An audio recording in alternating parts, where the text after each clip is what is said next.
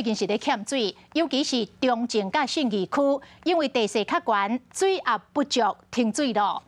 这号称是护岛的家人，这个月为初二了后，都无过落过一滴雨，到今得要2礼拜了。市长林右昌嘛真着急，再去到顶游的贡寮净水厂来视察。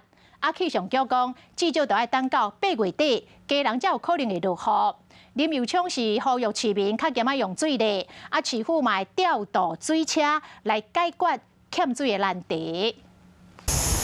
讲了净水厂的跳水池原本应该是满的，即马煞看会到讨论搁发草啊，影响到家人的供水。市长林右昌一透早上山视察，因为过去的护岛家人即马煞面对停水的危机。7月份到8月份，整个东北角地区几乎是完全没有降雨，那也造成今年这个地区的一个供水量大幅的一个减少。到今日透早8点，供应家人用水的新山水库，敢若剩51.8%的跳水量，水情灯号对正常的拿灯转做绿较暗的青灯。若是刷落来一直无落雨，估算敢若当阁挡1-2个月。上烦恼的是地势较悬的家人，中正信义区，就惊水也无够，有可能无水通好用。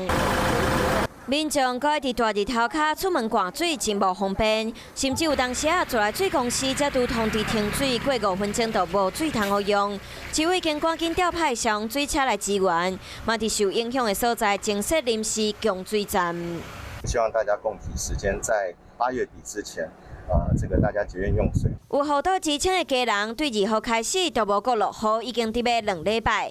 气象局估算要等到8月底9月初，家人才有可能会落雨。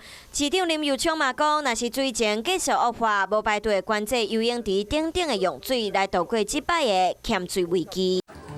华视新闻看起来，赶快订阅我们的华视新闻 YouTube 频道，欢迎按赞、订阅、开启小铃铛，最新最及时的资讯要提供给你。